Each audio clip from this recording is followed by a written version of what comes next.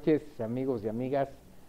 El día de hoy, como todos los lunes a las 8 de la noche, tenemos nuestro programa Adicciones. Hoy tenemos nuestros invitados de siempre, la licenciada Águeda Calleja. Hola, buenas ¿Cómo noches. estás, Águeda? Y el licenciado Bruno. ¿Qué dice el licenciado? Buenas noches. Aarón Bruno. Bien, pues el día de hoy vamos a tocar un tema interesante, un tema que es el mismo programa que estábamos viendo. La vez pasada hubo nos saltamos un poquito los 12 pasos de recuperación, pero retomamos los 12 pasos y hoy nos toca el paso 11. Es un paso interesante, importante, no es propiamente religioso, pero sí habla de espiritualidad. Hemos visto a lo largo de este programa que los programas de adicciones, como es Alcohólicos Anónimos, comedores compulsivos, etcétera, no son religiosos, no son políticos, no están afiliados a ninguna secta, religión, partido político, etcétera, pero sí se toca temas espirituales. El día de hoy vamos a tocar un tema de carácter espiritual y, repito, no religioso. Aquí se respetan todas las religiones y todas las religiones tienen cabida. Entonces es un tema en donde nos invitan a la meditación, el meditar y el orar, como cada quien entienda esta actividad humana. ¿Qué podemos hablar del paso 11? Dice el programa de recuperación de Alcohólicos Anónimos: a través de la oración y la meditación mantenemos el contacto consciente con la deidad que cada quien conciba, y si la concibe. Puede también hacer meditación y no concebir ninguna deidad, porque también caben los ateos. Entonces vamos a tocar este tema, vamos a ver la opinión de la ciencia a través del licenciado Aarón Bruno, vamos a ver desde el punto de vista de la sociología con la licenciada Águeda Calleja, y desde el punto de vista de los programas de recuperación, en donde vamos a englobarlo los tres. Entonces, por favor, si nos gustan acompañar, comenzamos.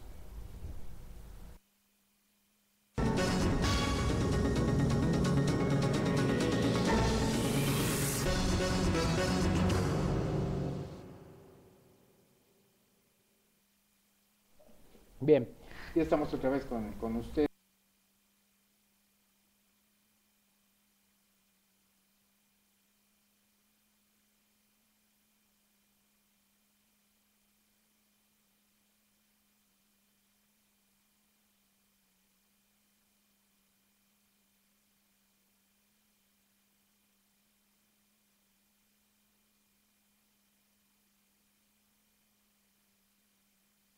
También corporal, hacer reflexión de lo que le acontece, o sea que de una forma práctica creo que es un paso muy adecuado, y de una forma espiritual es también muy necesario, porque como tú muy bien decías, esto no es religioso, hay muchísimas religiones y en todas las religiones de una u otra forma invitan siempre también a la meditación y a la oración. No es tanto qué oración vas a rezar o cómo vas a hacer la meditación. Gracias a Dios tenemos múltiples meditaciones para adecuarse a cada persona, incluso a cada grupo humano, y la oración no es tanto rezar una oración ya preestablecida, sino tener un contacto y una fluidez con lo que cada cual entienda que está por encima de él y le puede ayudar a dirigir y a orientar su vida lo mejor posible. Claro. Es una aliciente, es una paz que necesita el ser humano, es un punto y coma, vamos a decirle así, es un punto y coma, una pausa prolongada que nos permite a lo largo de nuestra vida pensar qué estamos haciendo. El ser humano, desde que apareció sobre la faz de la tierra, se ha preguntado: ¿de dónde vengo? ¿Qué hago aquí y a dónde voy? Desde este punto de vista tan primitivo, si quiere, podemos meditar qué estamos haciendo de nuestra vida, cuál es el propósito de nuestra vida y cómo voy a encaminar esta vida para obtener algún resultado, no necesariamente material, algún resultado como ser humano. ¿Qué le voy a dar a la humanidad? Desde el punto de vista de la ciencia, de la psicología, ¿qué opina la psicología sobre este punto y coma? Ratito que estamos con nosotros mismos para hacer una meditación, una oración. Okay. punto y coma, ratito. yo me la aventé un buen rato porque me llamó mucho la atención lo que dice el paso 11.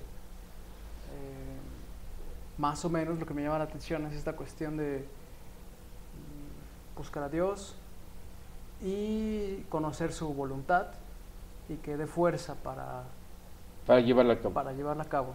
Eso realmente me llama mucho la atención porque de entrada lo ubico como con una semejanza al imperativo del Marqués de Sade, el Marqués de Goza, y lo relaciono también con la estructura perversa. La estructura de la perversión es más o menos así como: sé que está mal hacer algo, pero aún así lo hago, es decir, un desconocimiento de la ley. Pero también hay otra figura en cuanto a la perversión, que es que el perverso se coloca en el lugar del otro, ejecuta su voluntad. Entonces, eso me hizo meditar precisamente el encontrarme con ejecutar la disposición de Dios, porque pareciera entonces que hay una cuestión un tanto perversa, si lo vemos desde el lado subjetivo, porque precisamente ahora que hablan de meditación se me ocurre la filosofía Zen. Lo que hace precisamente es eso, dejar un poco de lado el discurso racional y darle lugar a la subjetividad. Entonces creo que mis intervenciones a partir de este momento serán más desde esta cuestión de lo subjetivo. Y de entrada se me ocurre, para ejemplificar, la película de Psicosis de Hitchcock, en donde precisamente una madre que es una voz, lo que realmente es una voz que busca un cuerpo que ejecute su deseo. Entonces ahí también cabe la pregunta que se hace, ¿no? Usted hace un momento de ¿qué hacemos? O sea, ¿qué estamos haciendo?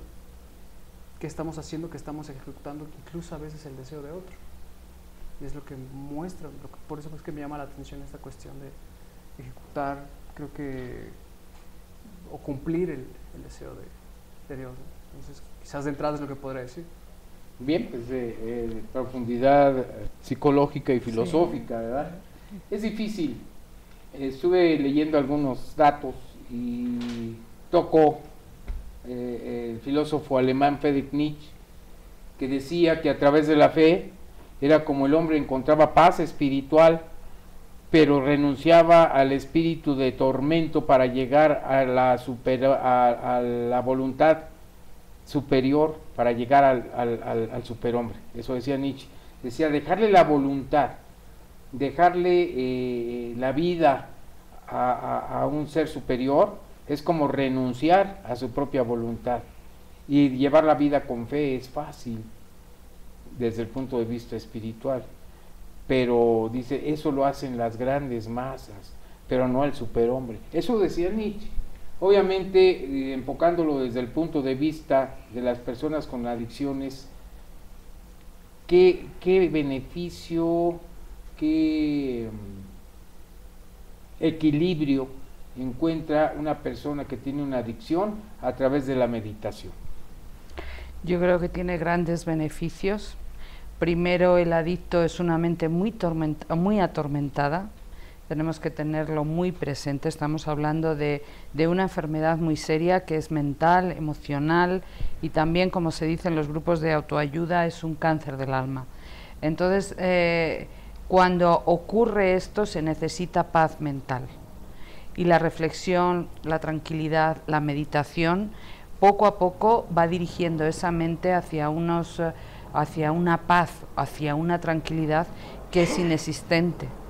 Por otra parte, este paso hace hincapié en que la oración es una forma en cómo el ser humano habla con Dios, con un ser superior, con una energía, cada uno que lo llame como quiera, y la meditación es la forma con que esa energía superior se pone en contacto con la persona.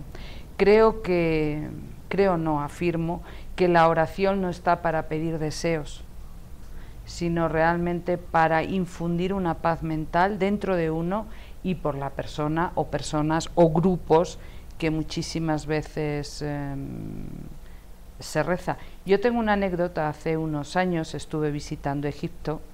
Todavía no estaba tan compulsionado como está ahora, pero sí realmente era un país en algunas cosas pues francamente muy caótico. Yo no vengo a hacer una crítica a Egipto, simplemente quiero constatar lo que me llamó muchísimo la atención.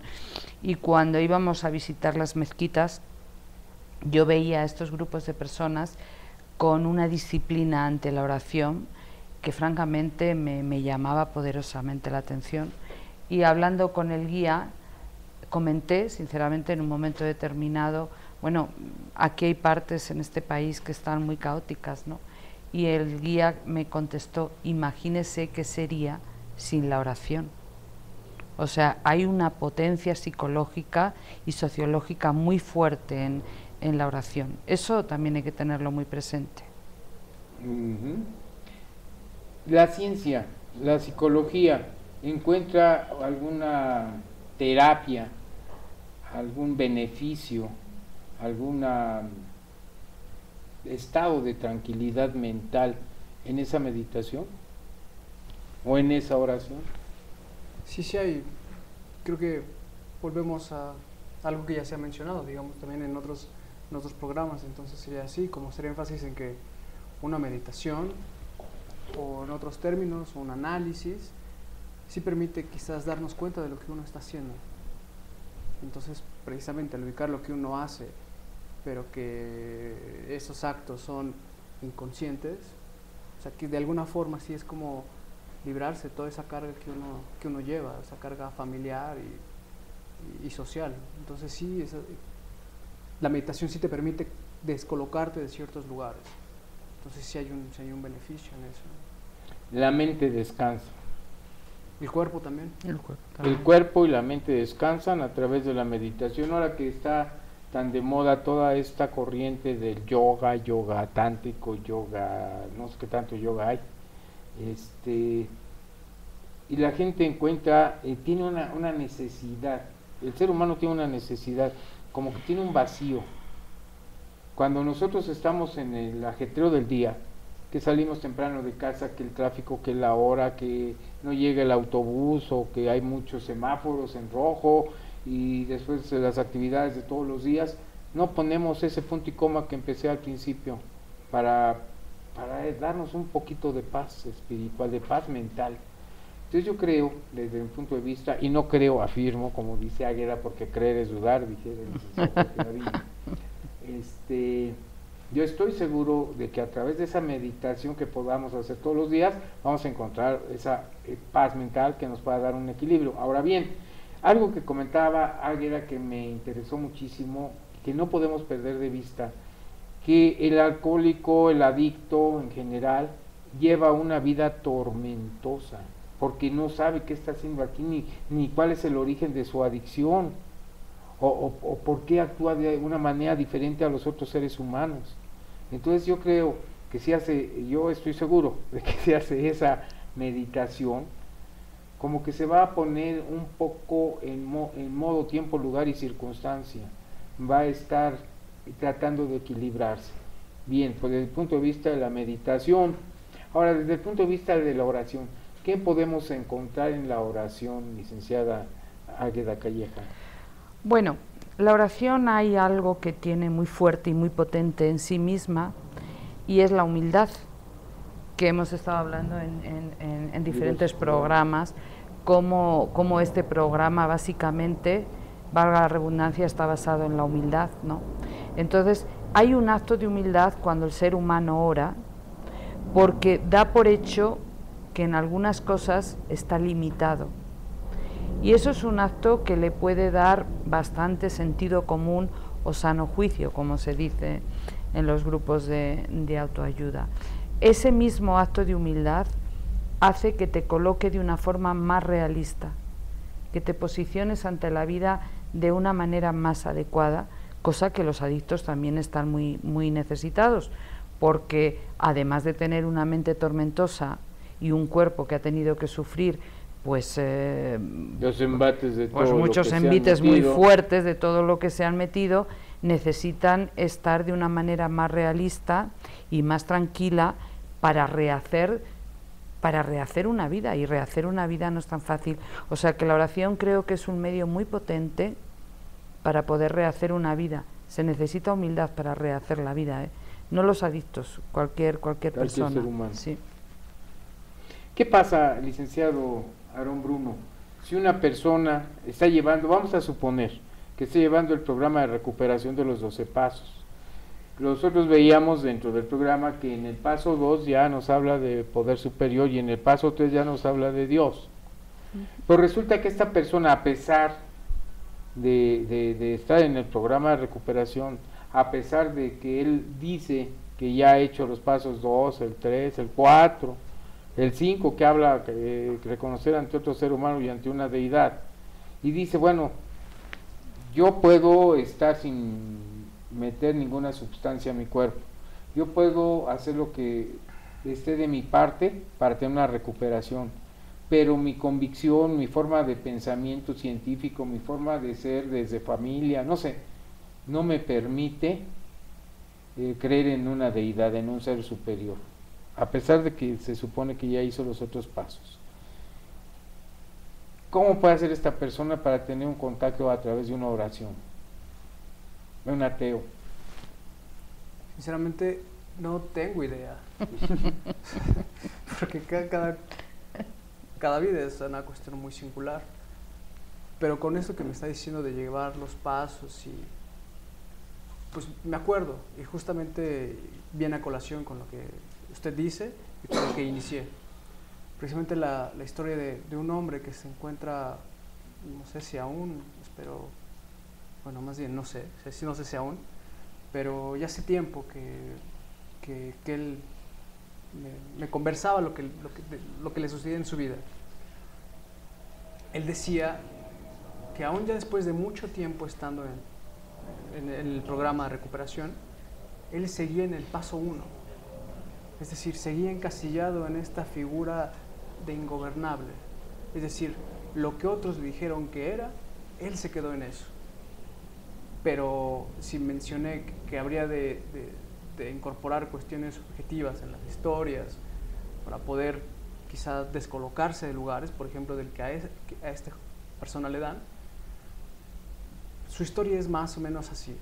Resulta ser que incluso él dice que en la mesa el vino era bendecido por su familia. Entonces, pues hay una permisividad para el alcohol. Posteriormente, eso lo veía él de niño, y su padre le decía que porque era tan rebelde, él iba a hacer todos los procedimientos para que llegara a la cárcel. O sea, porque solo ahí quizás lo podían controlar. En un evento de infancia, de primaria, se encuentra con unos jóvenes y estos jóvenes más grandes le hacen bolita y le dicen que lo van a capar, castrar. Entonces, él deja de ir a la escuela. Bullying. Por lo que hoy día se le conoce como bullying, sí. En otros términos, carrilla o manchadez o, en fin, ¿no? Pero claro, está el término gubernamental, en fin, pero a lo que voy, eso ya es muy antiguo, esa persona quizás tenga 60 años ahora, ¿no? Y entonces él precisamente por ese miedo a la castración, deja de asistir a la escuela. Entonces ahí hablamos también de una cuestión de que el aprendizaje no solamente se limita a que no sepa, que es discapacitado, sino a ciertos factores que uno se encuentra a lo largo de la vida. Ahí precisamente allí había una amenaza. Si bien lo recordamos cuando hablamos de neurosis, yo mencionaba esta cuestión de que la causa de la neurosis era precisamente la angustia, era el Edipo, ¿no? Y lo que se jugaba ahí, la angustia de castración. Entonces precisamente él posteriormente, esta persona, por alguna cuestión lo culpan de un delito. Y confiesa porque los policías le jalaban el miembro y él dijo, pensé que me lo iban a arrancar. Entonces, esta amenaza del padre se cumple. Hoy día, tras estas amenazas, la persona, hasta ese entonces, que las últimas veces que hablé con él no podía salir a la calle por miedo a perder la vida. O sea, porque mencionábamos en esos episodios de neurosis, que habla de angustia de nacimiento, que después diverge en angustia de castración, y la angustia de castración, una vez proyectado todas las figuras parentales en el entorno, se convierte en angustia de muerte. O sea, por esa cuestión, por esa figura que el padre le decía, que era ingobernable, y que solo en la cárcel lo iban a poder controlar, él sigue ahí, pero más que nada también por el miedo de que realmente se encuentre ante la muerte, y es por ello que no sale.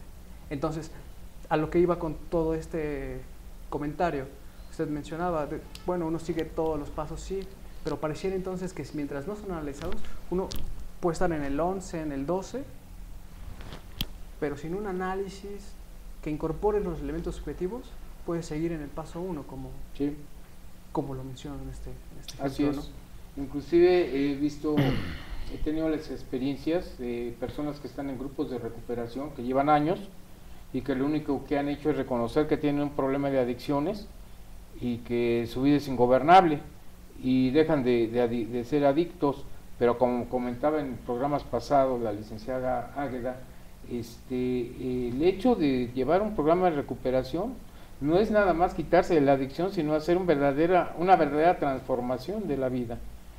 Por eso ahorita estamos comentando en esta oración y meditación que nos sirve para transformar la vida, porque debe haber un cambio total de juicios y actitudes, dicen los grupos de recuperación.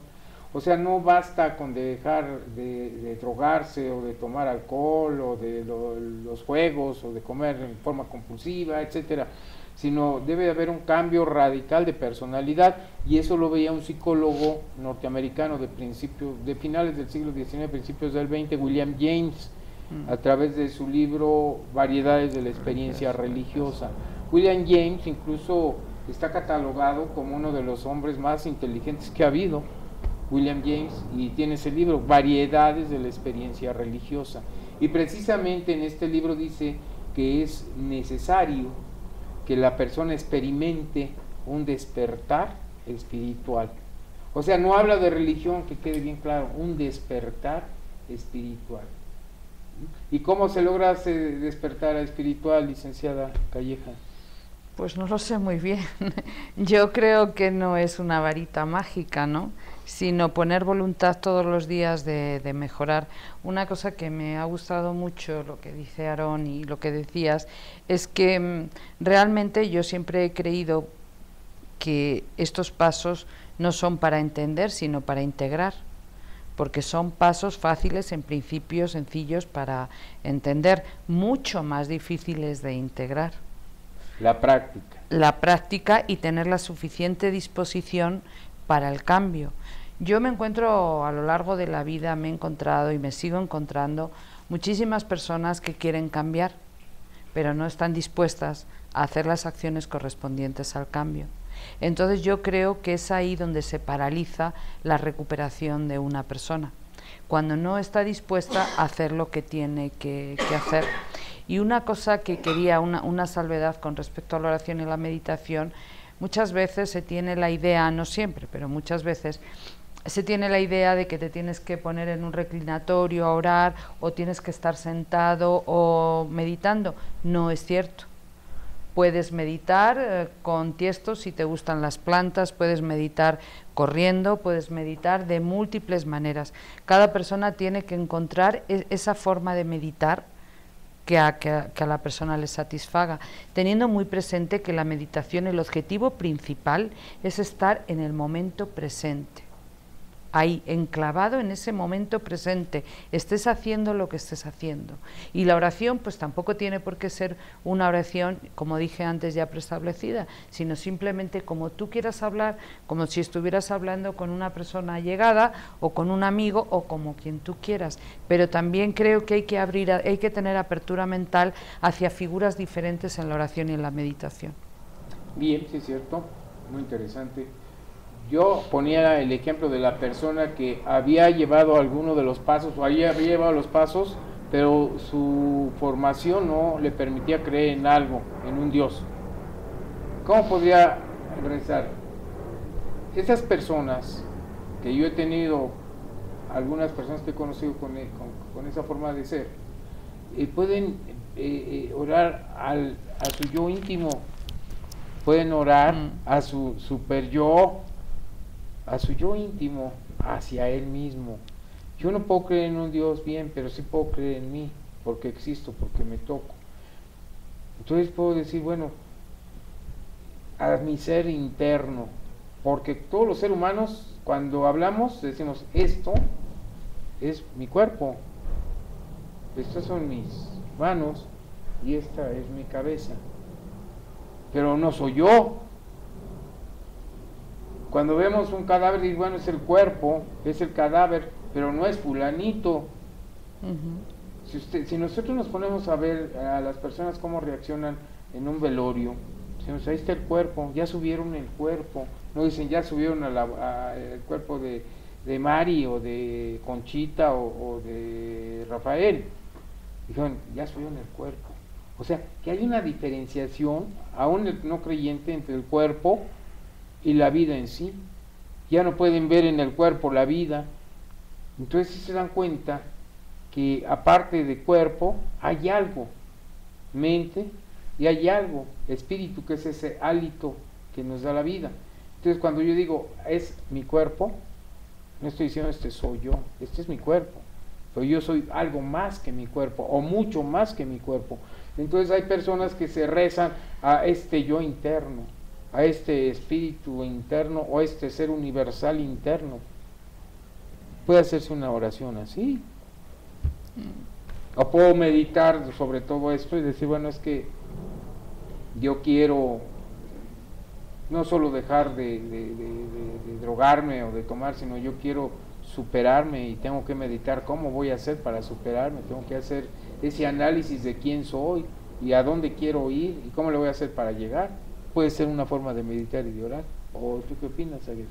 Yo creo que hay tantas oraciones como seres humanos hay en el mundo.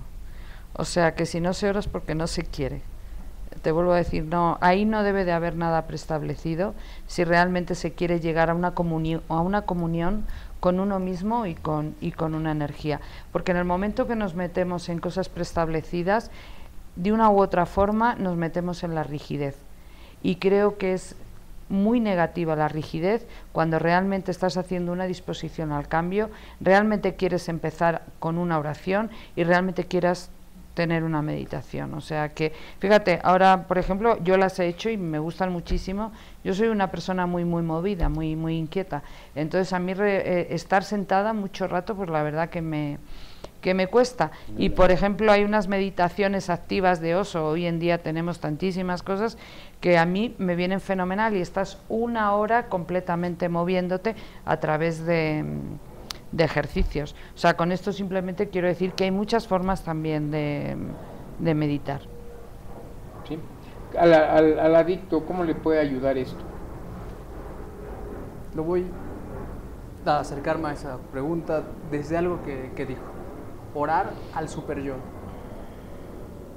Como resumen, el super yo es esta instancia introyectada de la figura parental. Dogmática. Sí, es donde está incluso toda esta presión, toda la regla, toda la normatividad, la moral. Orar a eso ya es algo, porque si es la figura, o sea, si es la introyección de una figura parental, y desde muchas corrientes, incluso desde el psicoanálisis, Dios es el sustituto enaltecido de la figura del padre, pues ya hay un acercamiento con él. A lo que voy con eso es que en esos acercamientos parecía, en el ejemplo que daba hace un momento, y relacionándolo una vez más con este mandato o este imperativo sadeano, que es también un imperativo similar al imperativo categórico de Kant, a propósito de los filósofos alemanes, pareciera que entonces en el ejemplo que daba hay un mandato que va encaminando a esta persona a que se vaya colocando en todas las posibilidades para llegar a la cárcel. Entonces precisamente una meditación, un análisis puede ubicar que precisamente que todas estas historias familiares son los que llevan a ciertos lugares a las personas. Por ejemplo, a ir a la cárcel porque era señalado como rebelde en ese entonces, ¿no? Entonces, lo que podría permitir precisamente un acercamiento a estas figuras, a la lectura de lo que es un padre, pues quizás él pueda, o quienes se encuentran en esa situación de sentirse abrumados por ese super yo, quizás salir de esa reconciliarse con el super o yo, quitarse de ese lugar, ¿no? comprender un poco al super yo. Sí, cuando quise quitarse de ese lugar no me refiero a quitarse del lugar del super yo, sino más bien quitarse del lugar en donde te colocó ese super yo, como en el ejemplo de del padre que le dice, tú hasta que no estés en la cárcel vas a cambiar. Sí, exacto. Entonces, ese es el super yo, el impositivo, el normativo. Claro, un ejemplo de eso, ya que parecía que estamos entendiéndonos muy bien, o sea, no pareciera, me parece que nos estamos entendiendo muy bien, porque un ejemplo de Slavoj Žižek, de quien ya he hablado en otro momento, él dice, ¿no?, que les promete a sus hijos que los va a llevar de paseo, y lo pospone, y lo pospone, y lo pospone, y él en su ejemplo dice, y cuando llega el día de que van al paseo, el padre les dice, ahora más vale que lo disfruten, que lo gocen. O sea, pareciera que hay una obligación al goce, ¿no?, a que disfrute. Y ahí está el mandato precisamente que encaminó a esta persona a la cárcel y que ahora tiene miedo, ya salió de la cárcel, pero que ahora tiene miedo de salir a la calle. Y que entonces obliga a las personas a gozar, a vivir del goce desenfrenado, sin límites. O sea, porque están obligadas. Ahora tienen que disfrutarlo. Entonces, ahí sigue está siendo el yo el super yo imperativo. Así es. Bueno, yo creo que, perdón, ahorita nada. Yo creo que el hecho de reconciliarse con ese yo imperativo, de armonizarse y de entenderse, ese va a ayudar al adicto a que cambie su estructura mental y que cambie su forma de conducirse en sociedad. Y obviamente no únicamente que tape la botella o que se quite, que esté seco, vamos a decirle coloquialmente, de alguna sustancia, sino que vaya siendo más armoniosa su vida, y siendo armoniosa su vida vaya cambiando y no tenga ya ninguna necesidad de la sustancia para poder enfrentar todos los altibajos que nos tiene la vida, porque una persona que tiene una vida parejita es una persona pues que prácticamente no está viva. Tiene que haber estos cambios radicales en lo económico, en lo político, en lo social, en lo cultural, en lo anímico, en lo amoroso, esos cambios, esos brincos, ese ir y venir para que nos sintamos vivos. Perdona, Aguilar. No, yo quería decir, en referencia a lo que estáis diciendo, que hay que, creo yo, ¿no?, que hay que huir de ese Dios imperativo y hay que ir hacia un Dios que te sugiere. En la sugerencia nunca hay imposición, es decir, mira, yo creo que esto es lo más conveniente para ti, lo haces o no lo haces. Entonces el ser humano es mucho más receptivo a la sugerencia que al imperativo. Claro. Cuando a ti parece, aun por muy bueno que pueda parecer, tú crees que algo te están imponiendo, hay una rebeldía interior que ya hace que ni siquiera pienses muchas veces si eso es bueno o malo o adecuado o no. A mí me gusta más decir adecuado o no adecuado, ¿no? Pero cuando a ti te sugieren, ya empiezas a reflexionar y ahí, a través de ahí, puedes tomar mejores actuaciones, o tus pensamientos pueden ser de una manera. Y una cosa para mí muy importante, a esto que hablabas al principio de religión y espiritualidad, las religiones son doctrinas, es decir, son creencias, y la espiritualidad no es una creencia. Un ser humano es un espíritu, llámalo como lo llames, pero es espíritu. Y las religiones son sistemas de creencias muchas veces dogmáticos, otras veces no, pero muchas veces son dogmáticos. Entonces creo que si realmente una persona quiere recuperarse, además de algo tan fuerte como puede ser una dependencia al juego, al alcoholismo, a la comida, tenemos que tener muy presente que hoy una de las dependencias más fuertes es la comida. Es algo muy primario en el ser humano. Para irse alejando o terminar con eso es necesario tener la idea de Dios, una energía, cada uno que lo llame como quiera, amigable, que sugiere, que te apapacha, como se dice en México, que es cariñoso, que no te está juzgando, porque como sigamos teniendo esa idea de ese Dios justiciero, es muy probable que la recuperación se haga mucho más dificultosa. Claro, a ningún ser humano le gusta Sí, ese movimiento que hace genera inhibición, síntoma, angustia, y como lo mencionamos en el programa pasado que hicimos una pausa, la angustia es un resorte para la agresión, para la violencia. Definitivamente, definitivamente es como un preludio a la violencia. Así como yo lo veo, la angustia es un preludio a la violencia, porque después explota, después de tanta angustia aflora y uno se vuelve violento. Es difícil, es muy difícil. Bien, yo recuerdo, y sin ser religioso, voy a tomar las palabras de un evangelio cristiano, de un evangelio, pues sí, del Nuevo Testamento, en donde dicen que le preguntan a Jesús cómo debían de rezar. Y él dice, cuando oréis, hacedlo a solas. Porque aquel que lo hace en público, en verdad os digo que ahí tuvo ya su recompensa. ¿Por qué? Porque ya Dios es muy bueno, miren cómo oro. Yo soy un hombre bueno, soy un hombre probo, soy un hombre de religión. Dice, cuando oréis, hacedlo a solas, en el momento de intimidad que tengas contigo mismo, para que puedas tener una conversación con el Padre. El Padre como cada quien lo entienda, el Espíritu, la vida, la energía universal, esa conversación y esa armonía con ese espíritu de vida, eso ayuda mucho a los seres humanos. Hacerlo a solas.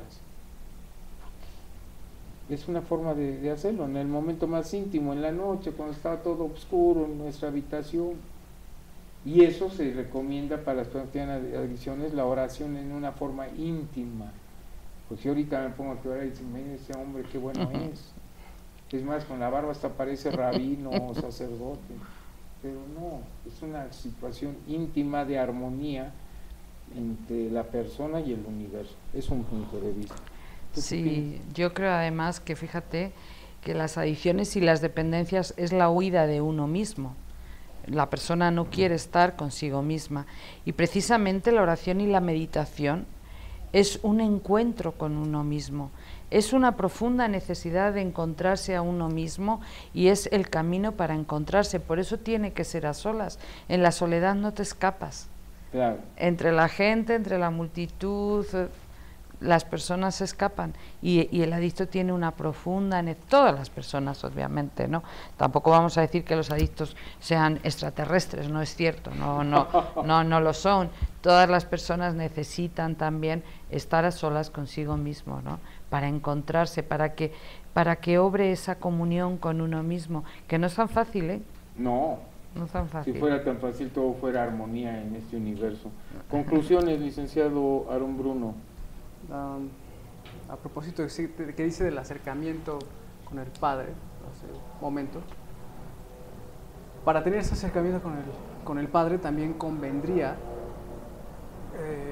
quitarse de un saber previo, porque hoy día incluso las políticas gubernamentales, en fin, dicen un padre debe de ser, y cuando aparece la cuestión de ahí está un mandato incluso, debe de ser como así, si uno se queda con ese deber ser o con ese saber previo, cuando uno tiene, por ejemplo, en análisis se habla precisamente de la invención de un nombre, del nombre del Padre, o sea, de esa ley que se vaya construyendo, pero a propósito de ver cómo era el Padre también, ¿no? O sea, pero si uno se queda con, el Padre debe ser de esta forma, siempre van a aparecer las quejas, es que mi padre no fue como... Un cartabón de lo que debe de ser y entonces lo que no fue.